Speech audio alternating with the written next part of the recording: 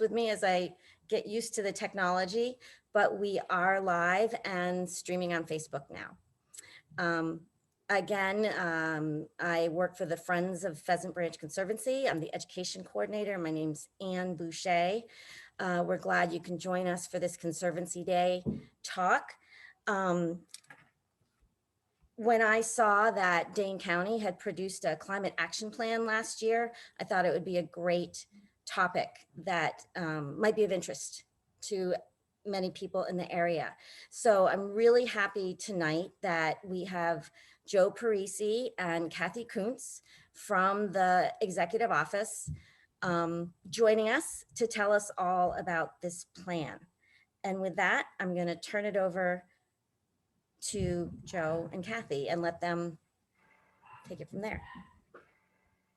Great. Well, thank you so much for having us. It's really great to be here. Kathy and I have been going around town virtually for a little while now because we're really excited about our climate action plan, and we'd love to share it with as many people as possible, not only so people know what we're up to, but because we want to enlist partners in this effort. And it's a really exciting effort, and there's a lot we can accomplish locally.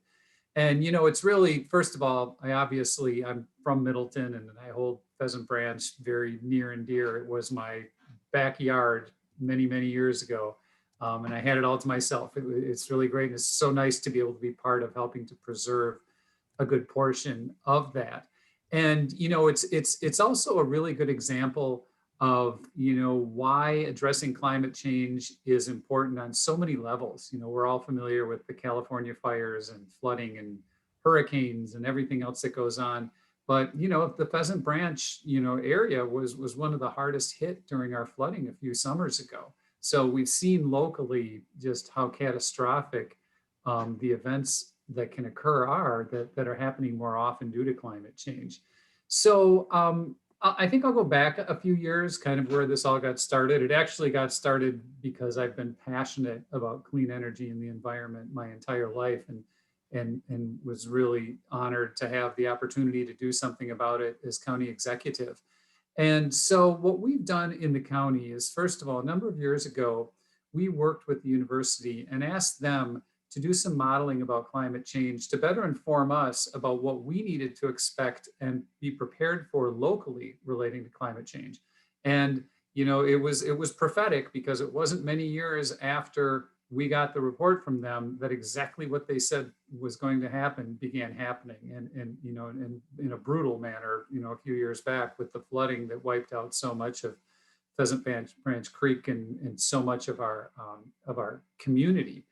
And so what we've done locally is we realize that while we can't change the entire world, we can do a heck of a lot. And it doesn't matter, you know, for a lot of what we do, we can do, even if we have an unfriendly to the climate administration in the federal level, and even better if we have a friendly administration for the climate. But what we decided to do is look in our own backyard, see what we had control of and what we could do. We believe in getting your own house in order first and walking the walk. So first we looked at county government operations and we assessed all of our facilities. And there are a lot of county facilities, more than folks may think, different offices and highway garages, et cetera, et cetera.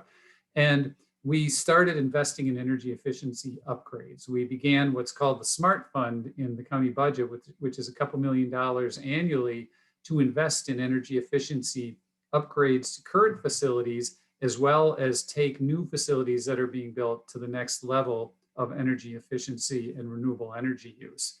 And at the same time, we simultaneously assess those facilities for their ability to accept renewable energy.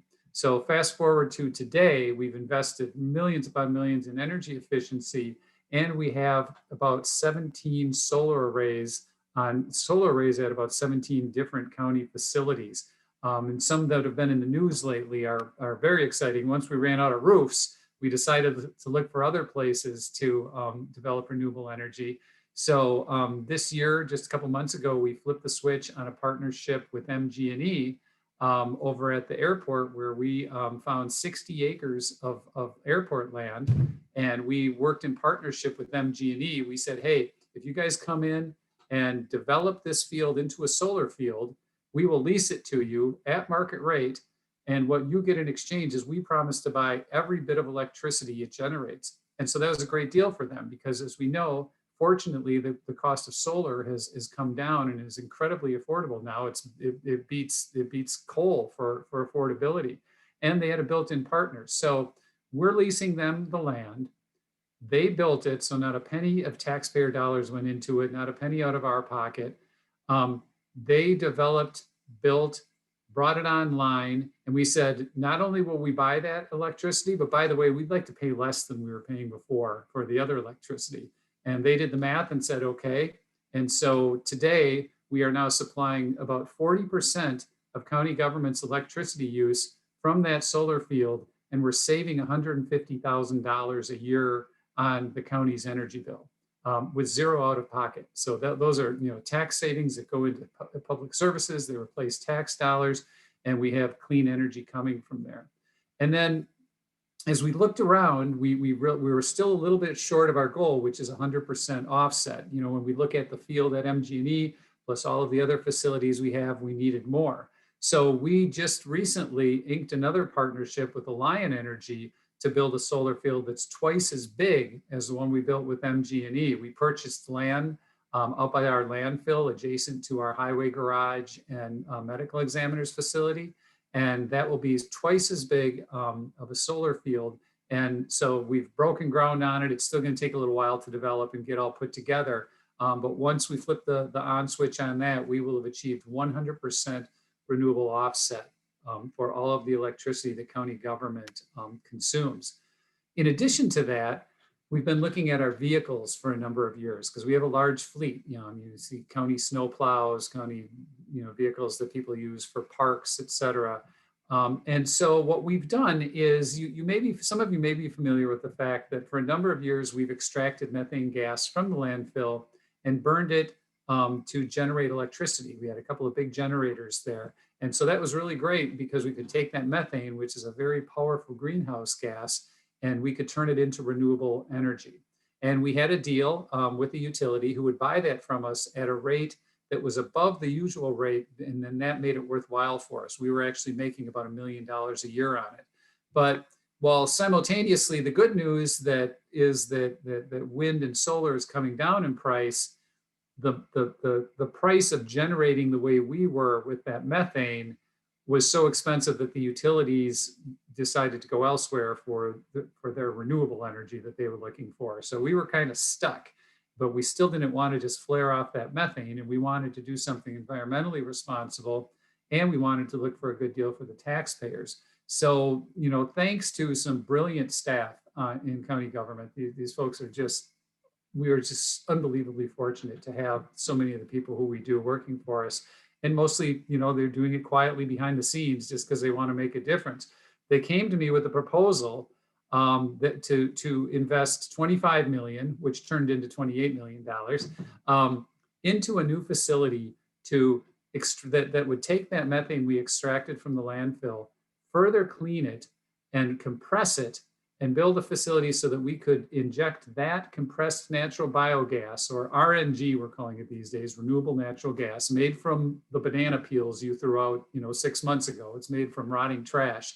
And we inject it into the interstate natural gas pipeline, and Quick Trip, a Wisconsin company, purchase that fuel from us, and they sell it at some of their stations as bio-CNG, because there are a number of fleets in particular that are using compressed natural gas, and some cars are. And so we have a Wisconsin company that's buying our product that we make from rotting trash. And the good news is the greenhouse gas offset from using that as fuel is even greater than the greenhouse gas offset was from burning it to generate electricity. And the payback in dollars and the tax dollar savings is even greater because we get the money for the fuel, but then there are renewable energy credits available for us for every unit we produce of that. So we anticipate within 4 or 5 years that plant will be paid off.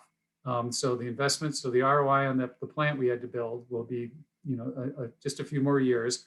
And then we will be netting several $1 million annually in profit for Dane County taxpayers.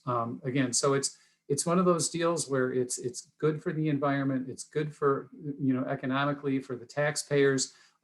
All the work that went into building that, all of those workers, again, that money that's invested, it stays here locally, it puts people to work and jobs. And I should say, the timing, for example, with the investments we made with MG&E out at the airport, that solar field was built over the summer when we were in the midst of the pandemic, when people were looking for work. Because we were investing locally in renewables and building solar and other structures, we were able to keep those dollars in the community and give them and pay people for a day's work so they can pay their mortgage and they can keep their families afloat. So the layers of benefit from renewables are just, almost endless. It's just outstanding. So back to the landfill gas. One other thing we do with that compressed natural gas is over the past, half dozen years or more, we've been slowly increasing the number of vehicles in the Dane County fleet that run on renewable natural gas. And we've targeted the biggest gas guzzlers first. You may be familiar with those big orange county snowplows that we see during a blizzard. About half of our fleet now runs on renewable natural gas from our landfill. It costs taxpayers about $1.40 a gallon. And so we're replacing vehicles that chug diesel fuel with vehicles that run on renewable natural gas. And again, we're paying less than we would be paying for diesel. So there's so much good that you're able to do when you look inside and look from a project base, look at what is our contribution to dirty energy, basically, to greenhouse gas emissions, and what do we have the power to do about it? And so often, it not only makes sense for the environment, but in our case, if you do it right, do it smart, it makes sense for economically too, for taxpayers, or if you're a company or an individual, for your bottom line. So one of the things we noticed as we were making all of our investments and changes is we started getting a lot of people like kind of peeking over the fence and saying, hey, what are you guys doing there?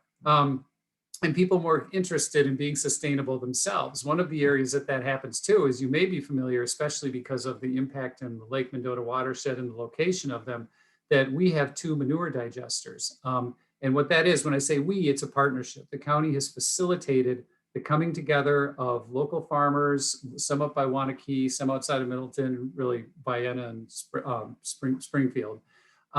And to develop, we've gotten farmers together with investors, with operators who operate the plants, and each one of these manure digesters has 3 family farms feeding their manure into it. And another one of them is going to even bring in more farms. They want to add another tank and more capacity. And what that does is it takes that manure and it removes the bulk of the phosphorus, which you probably all are aware is what we need to be doing to help clean up our lakes. That's why we originally got into digesters. It was a lakes cleanup effort. But what we found is you do that, you put that through an anaerobic digestion process and take out the methane gas. You're getting rid of the methane gas that would go into the atmosphere. Again, a powerful greenhouse gas, much more powerful than CO2. And we're taking that, and they did the same model that we had done at the landfill. They're burning it and generating electricity, but then they ran into the same challenge that we did. The utilities didn't want to pay them those rates anymore, and that made it really challenging for the digesters to make their bottom line and make it work economically. So with that in mind, knowing how important those digesters are both to our lakes and to reducing greenhouse gases.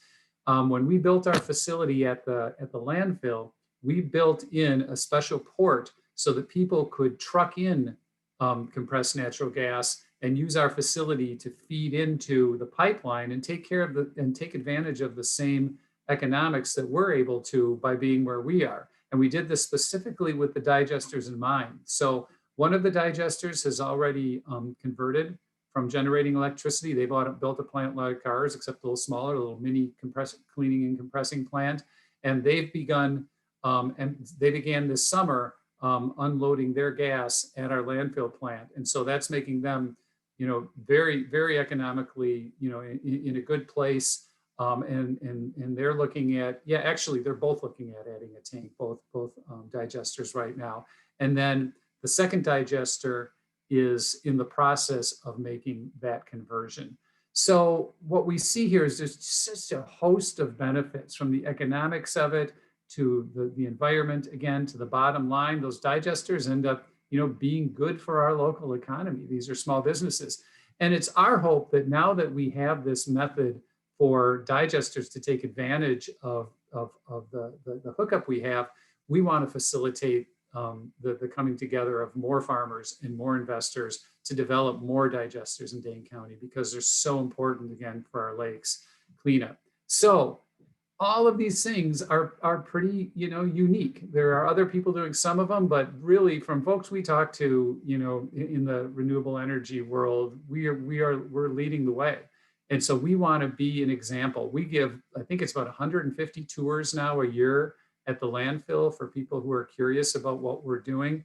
And, to us, victory is, first of all, getting our own house in order, but looking at how much of a difference we can make nationally and globally by bringing in our, fellow municipalities and cities and counties across the state and across the nation. And we're more than happy to share. So while we're doing that, we also decided that we wanted to take our successes across the county and bring in other units of government, schools, businesses, et cetera.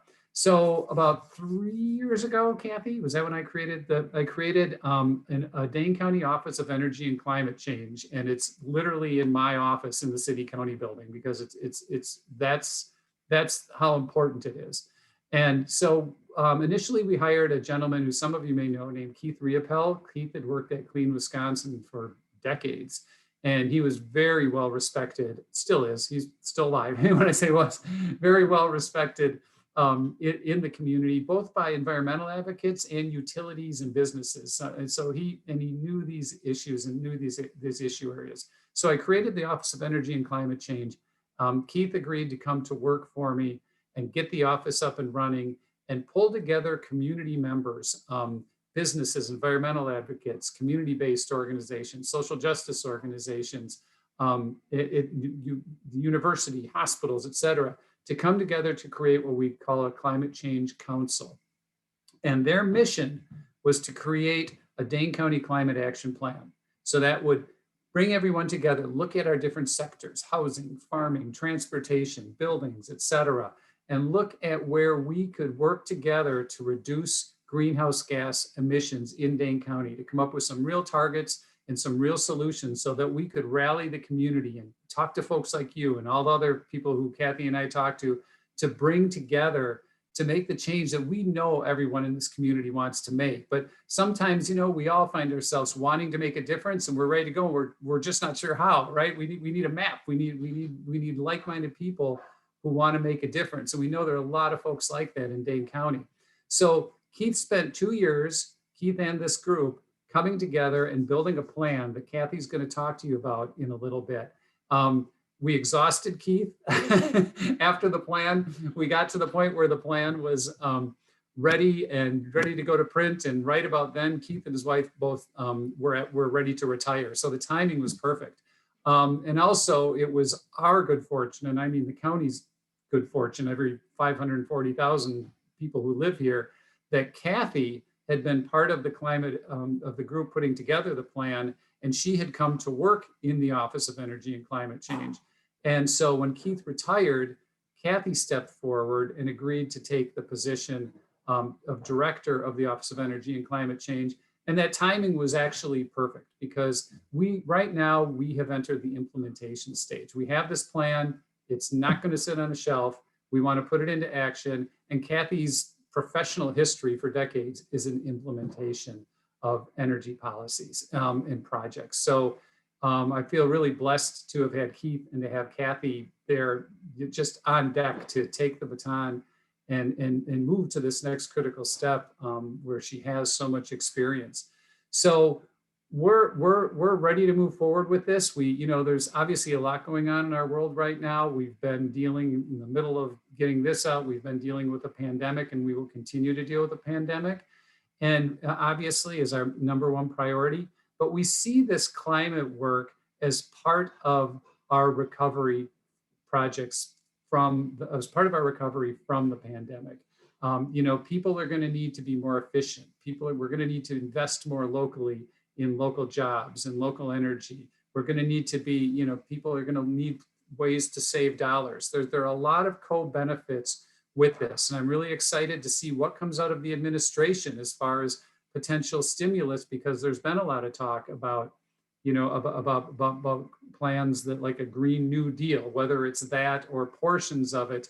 And we also want to be in a place where we're ready to take advantage of any opportunities that may present also. So we're really excited to be at the place we're at. We look forward to talking to you, not only tonight, but beyond this about ways we all might be able to partner. But first, we wanted to come and just give you the background that I just gave you, and then I'll hand it over to Kathy, and she can fill you in a little bit on the plan, and then we can take it from there, and we'd be happy to answer any questions.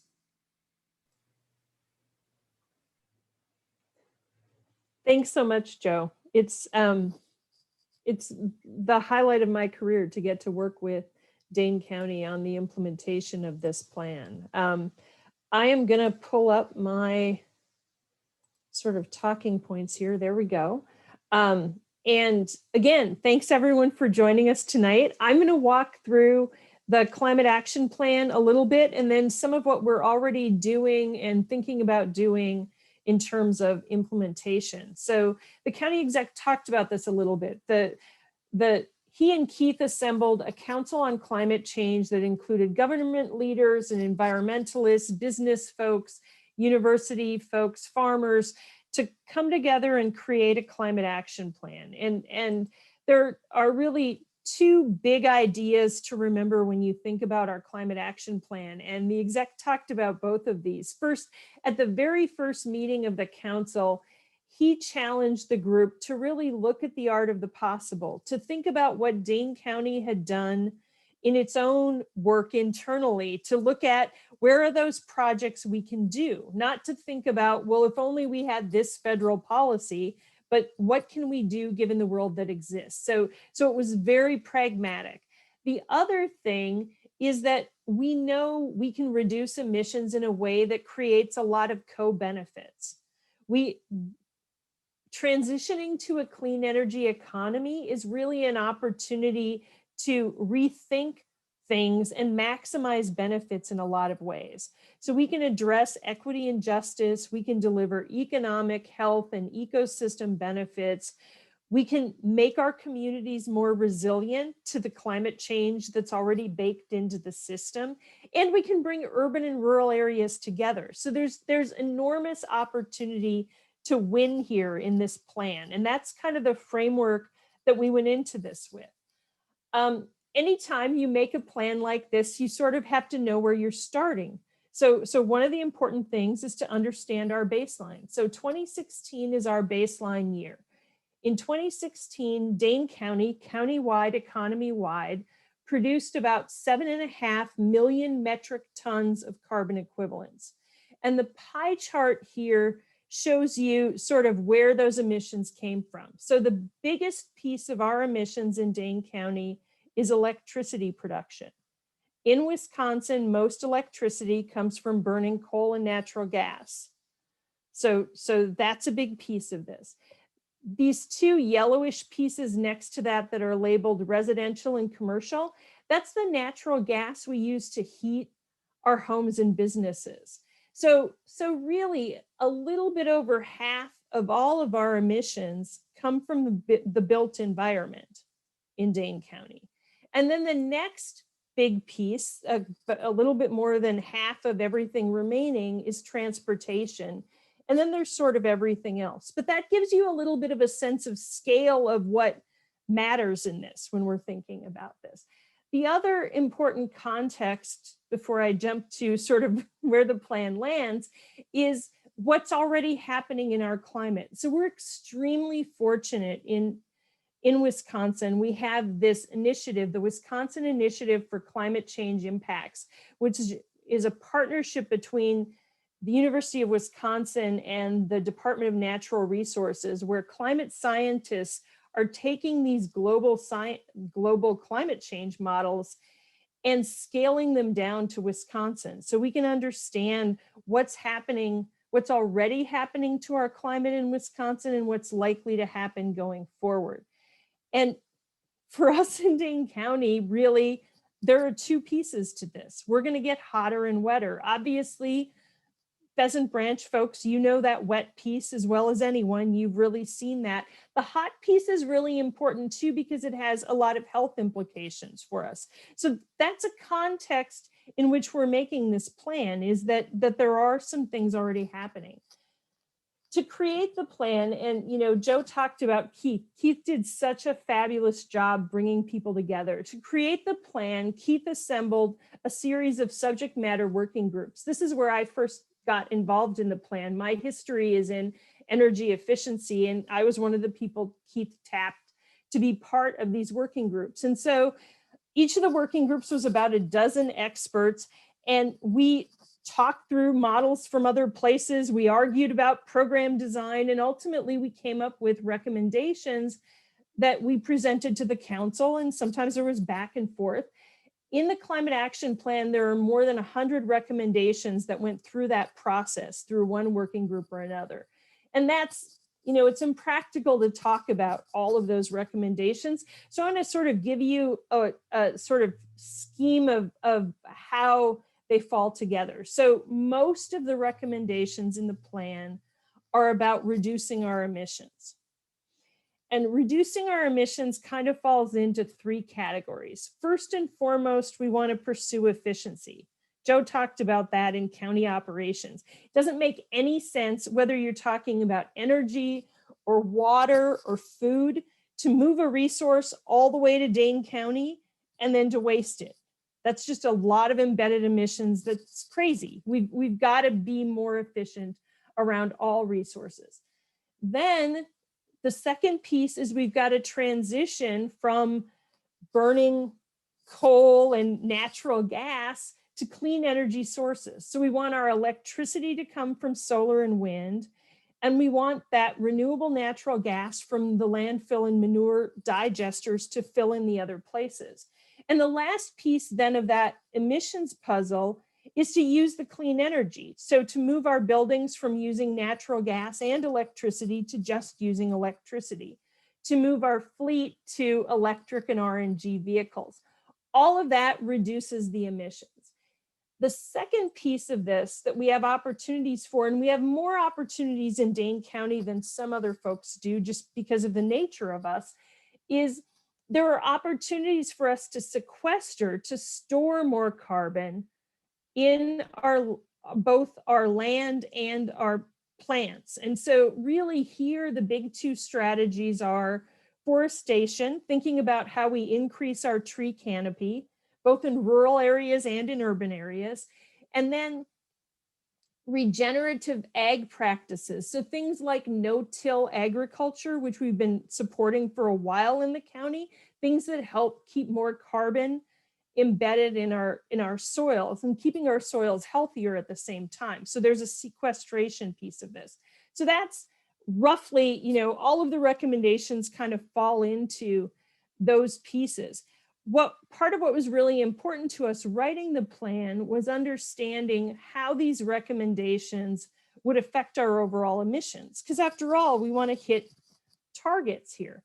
So one of the other things that Keith had these subject matter groups do was come up with what are essentially outcomes from these things. So as an example, on the energy efficiency group, we developed a number of recommendations and then said, if we do all of these things in Dane County, we think by 2030, we can be reducing our energy usage 2% annually.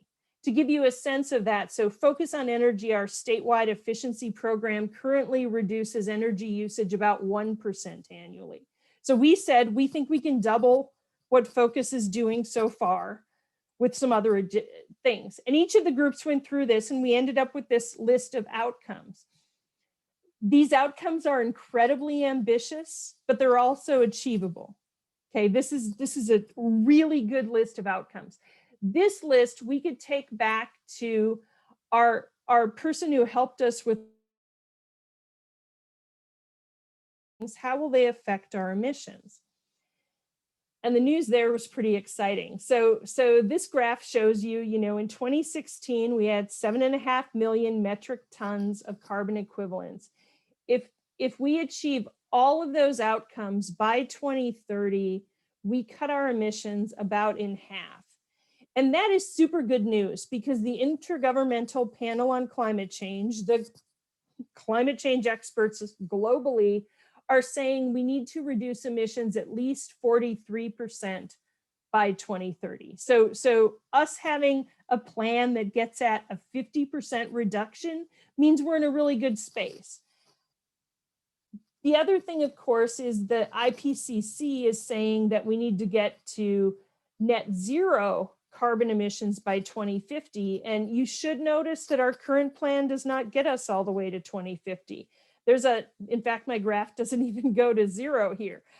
There's a lot of natural gas in buildings and gas and diesel vehicles still on the road in the current plan. And some of that reflects what's cost effective today versus what will be cost effective in 10 years. I think what's important for us right now is we have a plan that achieves what needs to happen in the next decade. We will, of course, have to revisit the plan at some point and write the next version that will get us to net zero at 2050, but we're in a good spot here with this plan. This is a really strong plan. It is, though, just a plan. One of the things I appreciate so much about the county executive is he is always the first to say, it's a plan. If it sits on a shelf, it's not of any use to me. What are we actually getting done? And so as soon as we issued the plan, we really started thinking about, well, how do we engage people? How do we make folks understand that they're part of this plan and that we need to work together to accomplish what's here in the plan? How do we make it easy for people to reduce emissions? And I want to spend just a few minutes talking about some of the ways we're starting to do that, and then open things up for questions, because I'd love to hear your thoughts on that. On our website, so you can go directly to our website, daneclimateaction.org. You can also get there through the county website. We have a page called What You Can Do. And this is really intended to be a resource page for, as you can see, individuals, businesses, and communities, sort of a launching place for folks to get involved and do things. And I want to just talk about a couple of things here to give you an example of the sorts of things here. So on the individuals page, one of the things we've got is a household carbon footprint calculator. And we chose a calculator that was developed at the University of California at Berkeley, because it's probably the best researched calculator out there. In this calculator, when you put in your zip code, it pops up a typical carbon footprint for your zip code. So they've calculated a typical carbon footprint for every zip code in the United States, which is kind of cool.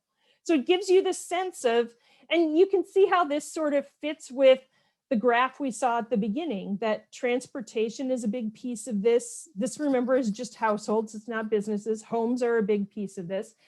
You can go through this calculator and calculate it out for your own home and see how you compare to that typical household in your zip code. So just to illustrate that, this is my household's carbon footprint versus that example. Now, I've been in energy for a long time, so I'm kind of a maniac about these things. I should have made that clearer back there. So in my zip code on the near west side of Madison, 55 metric tons of carbon equivalents per year is the typical household. In the county, it probably ranges from 50 to 70, depending on where you are, but that's sort of the range in our part of the country. Our house, though, is 18 tons of carbon a year. And that's because I take public transit to work. I have solar panels. There are things. There are still, though, I look at my chart there and I go, gee, Kathy, we fly a couple times a year to see family. We should think about how we could do that differently. I could get my carbon footprint down lower. And so it's a nice tool to kind of get you into this and start doing this. I'm glad to chat more about that tool with folks, because I think it's pretty fun to play with. So that's a tool on the individual side. On the business side, one of the tools that we're most enthusiastic about is a thing called PACE. So PACE stands for Property Assessed Clean Energy Financing. And PACE is a way that a business who owns their property can get a loan for energy efficiency that's sort of guaranteed against the property assessment. And the cool thing about PACE financing is that the energy savings from the project always exceed the loan payments. So for example, if I had a business and I got a PACE loan to put solar panels on the top of my business, maybe I would save $500 a month on my electric bill. My PACE loan payment would then be like $350 a month. So I'd be getting $150 a month more in my pocket by doing the project. And so one of the things we're trying to do is make more businesses aware of this really good opportunity to increase their cash flow kind of thing. And the other thing I should say about this is we have local business banks in the county who do these loans. So this isn't like some faraway thing. You can really work with lenders, you know. So that's one of the tools we have for businesses. On the community side, about 2 years ago now, the county exec and Madison's mayor formed a thing they called the Sustainability Leaders Collaborative. And this was the leaders and staff in all of the cities, towns, and villages in Dane County. And so this group brings people together to collaborate on sustainability efforts. So we've done work to help local governments understand how to procure solar power. The county exec talked about how we have solar power on lots of our facilities. You know, we could help a little community figure out how they could put out a bid for that.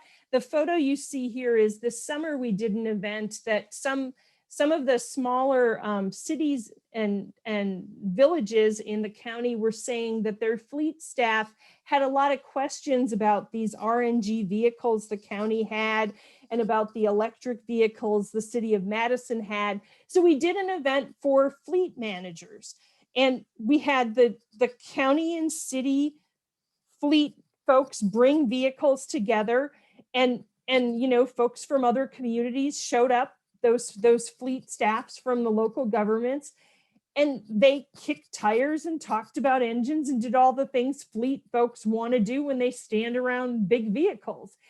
And it helped break through some of those barriers and skepticism about some of those vehicles for different fleets. So it's those sorts of supportive ways we can help bring everyone along on this.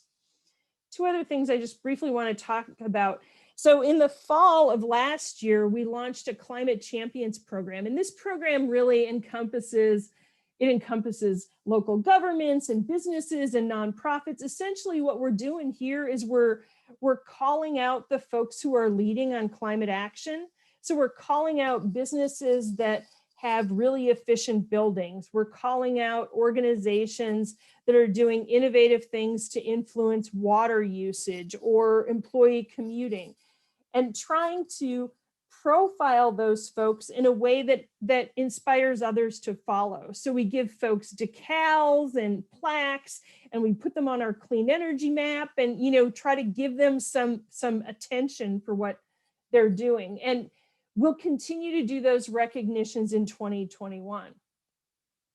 The last piece, and the county exec kind of alluded to this a little bit, is we're really moving into a stage now where we're thinking about how do we engage lots of other groups in what we're doing. And we're particularly interested in partnerships here. You know, it's really clear to us that organizations can help inspire action at all levels. And one of the examples I think about is we've had some conversations with churches and temples in Dane County, and there are a number of faith communities in Dane County that have installed solar panels, and those installations at the faith center have inspired members to install solar panels at their homes or businesses. And so there's this amazing ripple effect that can happen out of organizations. And we really want to think about how we can leverage relationships to help,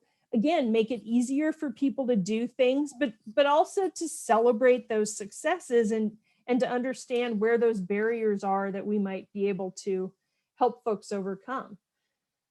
Because it is this ripple piece that as people do these projects and see the benefits, other people see the benefits, and it can just grow and grow and grow into the kind of broad success we want to see across the county. And with that, I'm going to stop sharing my screen so folks can see us again, and we'll let Anne throw us some questions. So I never say all the things I want to say at the beginning of these things, but this has been fascinating to begin with, and I'm so impressed. And what I neglected to say at the beginning was please type your questions into the comment section on the Facebook page, and I'll see them and I'll pass them along. There's one question right now, and it goes back to talking about carbon taxes. And the questioner wants to know, what are the pros and cons of having a carbon tax? I could talk to you kind of maybe more from the political side. And this is just my opinion, right? I mean, everyone has their opinions. I don't think it is a political reality in the United States of America. I mean, I know a lot of people want it, but there are a lot of issues with it, you know, whether you think it's good or bad. I don't know that it ever becomes a reality. Now, I could be wrong. I've been wrong before. I'll be wrong again. The pros on it are that it encourages people to use fewer fossil fuels. And the way a lot of it is designed is to take that money to put back into efficiency and to lightening the load for lower income people who would be, you know, paying a higher percentage of their income for that tax. So, you know, if you do implement it, you don't want it to be regressive in that way. And we do know that if it costs more money, people use less of something, right? So that's, and you know, Kathy, feel free to chime in if I'm missing a piece of this. Personally, and again, this is just my opinion, personally, I think a more potentially doable path, although certainly not easy, and maybe one that's a little more direct, is instead of putting more taxes on something, which is always an uphill battle in the United States, in any state, I think we need to go after the subsidies that are available to fossil fuel companies. They're literally billions upon billions of taxpayer subsidies. You and I are all paying taxes to help, you know, oil companies drill for oil. We're subsidizing, and the new president has talked about eliminating this, at least for new leases. We're subsidizing, you know, fossil fuel companies extracting oil and gas and other things from national lands that we all own. And I don't think most of us feel were preserved so that multinational, multi-billion-dollar corporations could extract dirty fuel that's, you know, bringing about the premature end to our climate, to put it, you know, bluntly. So personally, I would like to see more effort gone into pulling back those subsidies that they don't need. And if you're going to subsidize anything, let's subsidize clean energy, because not only is it better for our planet, but, you know, as I was mentioning earlier, the jobs that can be created from clean energy are far more than what is produced by fossil fuels. And we've already surpassed that in the solar energy versus coal. So those are kind of the pluses and minuses. So I guess maybe a minus is I don't know how easy it could actually happen. And you know, the plus would be that it would result in less fossil fuel and a greater investment in renewables. And Kathy, feel free to completely disagree with me, because there are a lot of people who care as much as I do about the climate who strongly want to push forward with a tax. I just don't know that it's realistic. Well, and certainly I would defer to you on what's politically viable. I think the other piece that I think there's a way that a price on carbon seems like a perfectly rational way to resolve this issue, but human beings aren't completely perfectly rational. So there's like that can have some challenges.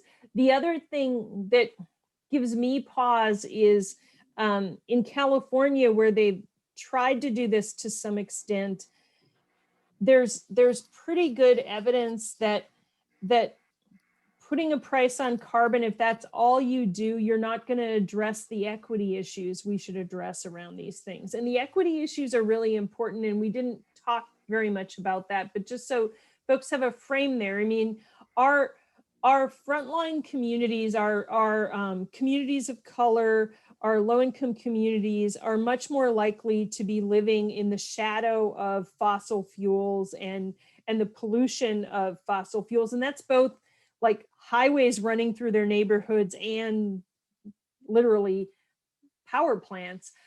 So, you know, higher rates of asthma, higher rates of all kinds of serious things. And those communities are also the folks who typically have the lower energy usage. So they're not causing the pollution, but they're living with the impacts. And that's an important thing.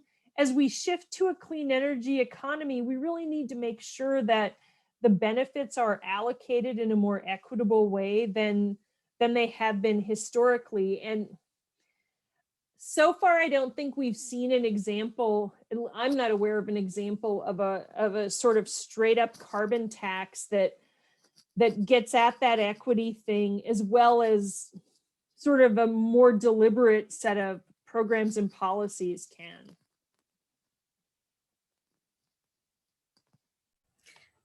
Thank you. This is a complete change from that topic, but one of our viewers would like to know how to get kids involved in learning about carbon footprint. In fact, do you know of any good books for kids on this topic? Well, the first thing I would refer to isn't a book, but they're in Wisconsin. We have a thing called the K through 12 Energy Education Program, KEEP for short, that is organized out of the University of Wisconsin, Stevens Point, and has been around for, well, let's say 20 plus years now. And they include carbon resources in climate education things in that sort of set of resources for teachers. I think that's a really good place to start on this, that you know, understanding climate is a pretty complicated thing. And so part of what KEEP is educators doing this. So they're thinking about what does it make sense for a third grader to be wrapping their head around here, and what makes sense to a 10th grader. And so it's really pedagogically appropriate kinds of things that would probably be my sort of first recommendation there, in terms of the maybe though bigger way. So we are at the county doing some work with local school districts. You know, we have districts in Dane County in Oregon.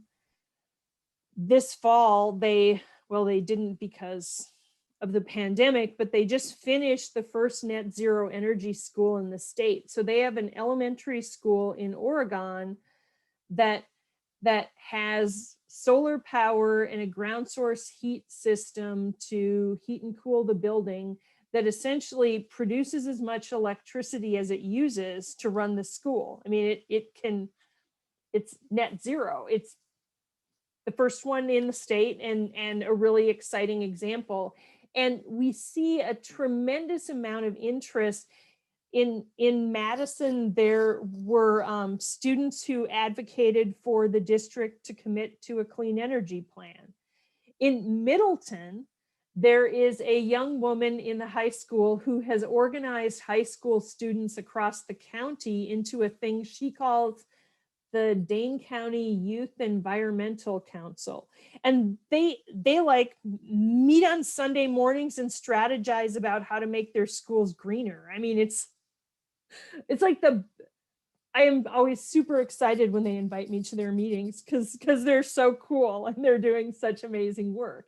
So there's a lot of, I see students involved in these things at all levels and in really creative ways, and certainly addressing their schools, but also having a really important influential piece in their homes. Because when your kid looks at you and says, Mom, why are we doing this way? You're hurting the planet. It's a pretty hard thing to go, well, yeah, but it's convenient to me to do.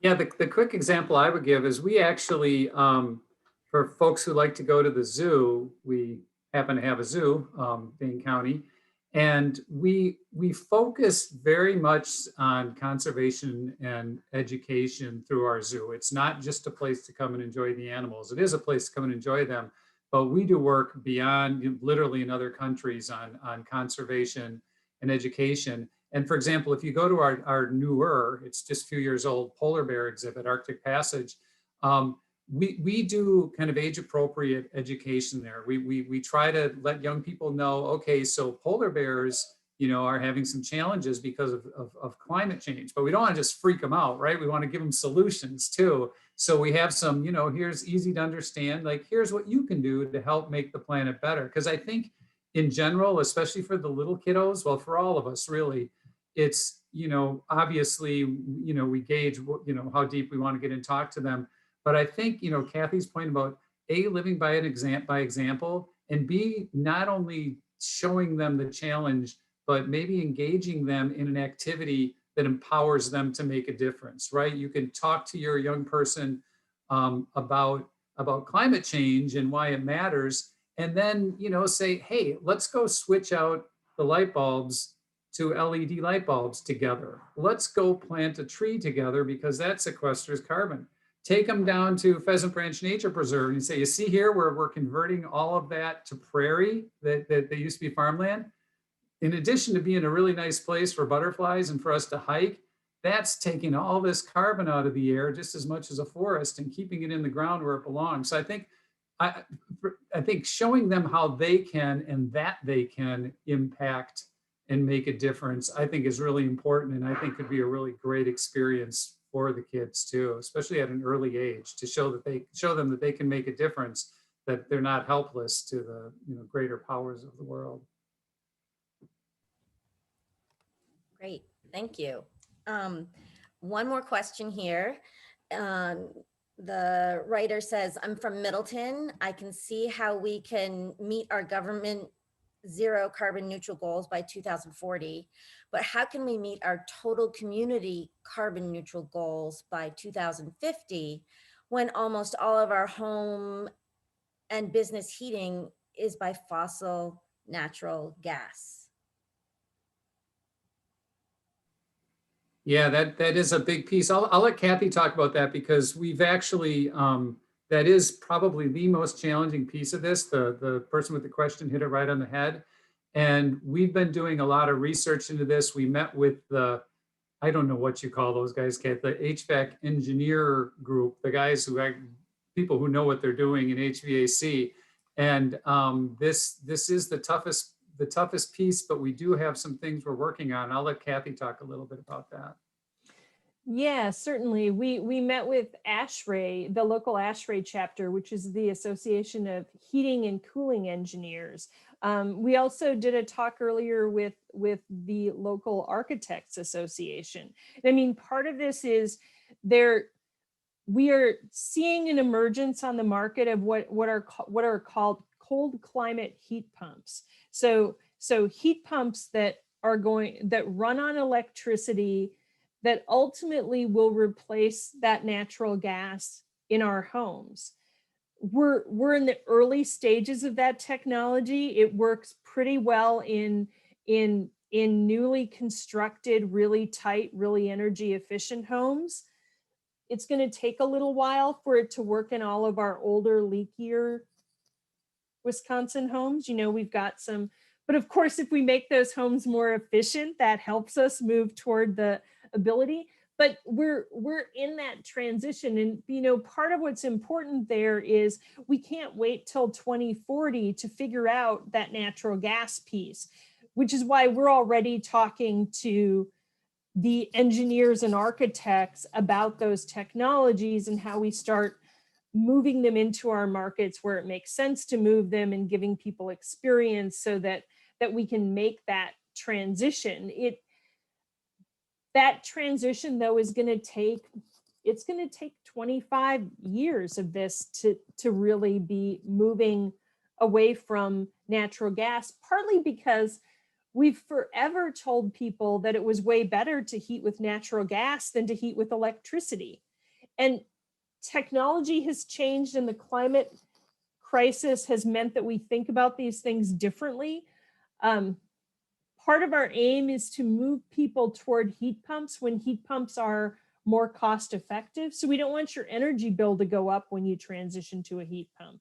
The heat pump will, just so folks know, it's called a heat pump, but it heats and cools. So it replaces your central air conditioning too. So you end up with one thing that does both the heating and the cooling.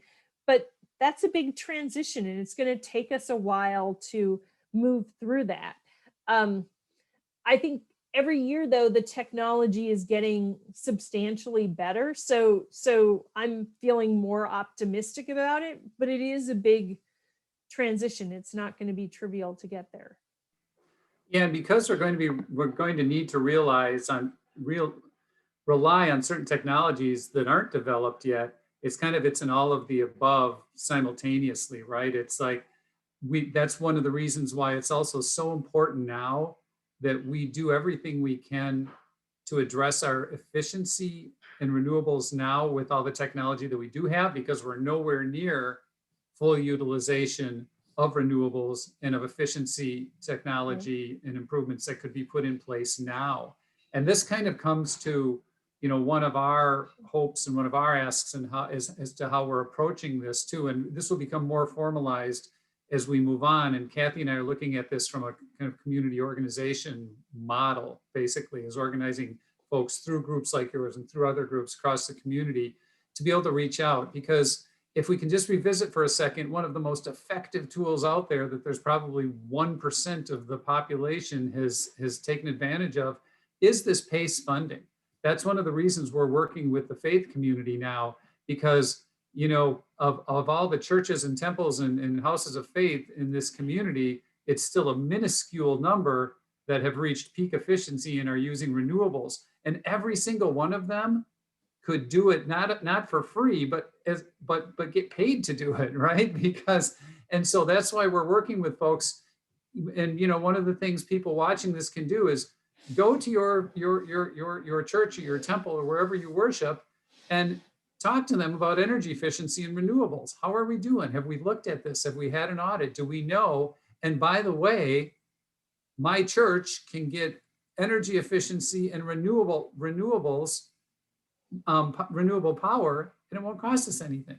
So, you know, the question should be now, why isn't every business and every house of faith in the county taking advantage of PACE and making their buildings as efficient as possible and running on renewables? So as we're waiting for these other new technologies to develop in the next decade or so, we need to be doing everything and fully utilize the technology that's available, and we're not even anywhere close. So if people go to their churches, if they go to their places of employment, or if they own a place of employment, unfortunately, PACE at this point is not available to residential units, but nonprofits. Is there a nonprofit in the community that owns a business or that owns its building, excuse me? Do they know that they could get their efficiency upgrade and solar panels paid for and realize $100 profit or more a month? They probably don't. So there's so much that we can do as we're waiting for that other technology that we really want to sprint toward, so that when we get to the point where these new technologies are available, we've fully utilized the technologies that have been in existence for a long time. And something like PACE allows us to do that. That's the good news. There's a lot we can do right now. Mm-hmm. This is amazing. And it sounds like and you're giving the tools to every segment of the population, from homeowners all the way up to, communities. Um, I don't know if you want to take a few more questions. We have 2 more questions, or if you need to Sure. get off now. I can stick around for a little bit. Sure. Yeah. Okay, just for a little bit. And any of the viewers, thank you for joining us. If you have to leave now, and you can find a recording of this talk. It's going to be archived on our YouTube channel. So one quick question is, how can I sign up for a tour of the landfill? Because I think You can shoot an email to me. I don't know where during COVID right now, it would probably wouldn't be till, well, hopefully we'll be able to start doing something like that in the summer again.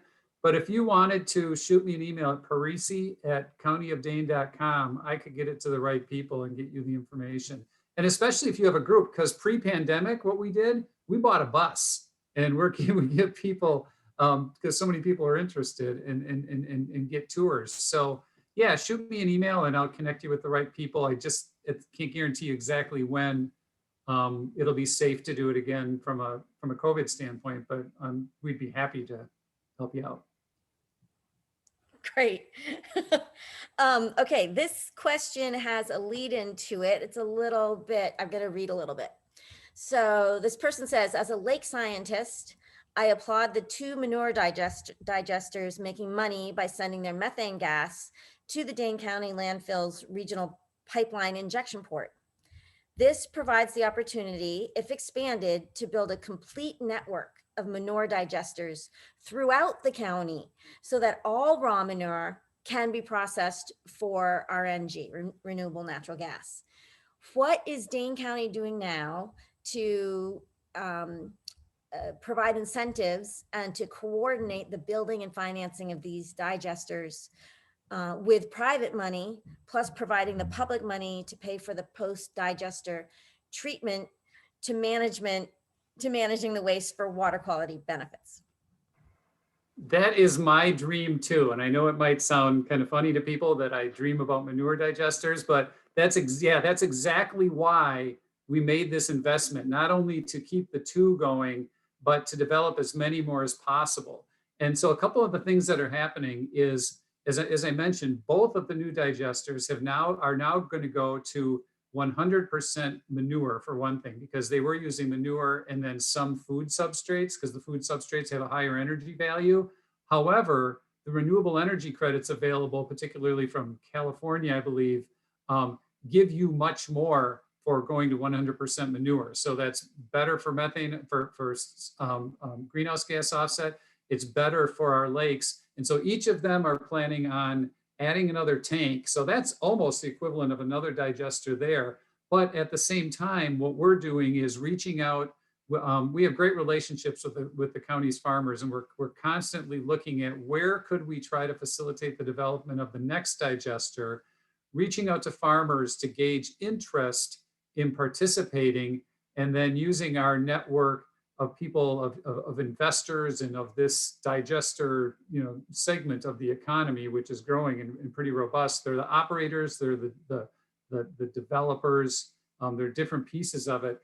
And one of our full-time employees in the Department of Administration, Dave Merritt, basically almost his full-time position is putting projects together. And we've incentivized in a number of different ways. We were fortunate with the first 2 digesters that Governor Doyle set aside, I believe it was $6 million total. So with each one of those, we had $3 million to help the initial build costs. Because again, that was cutting edge, not many people were doing it.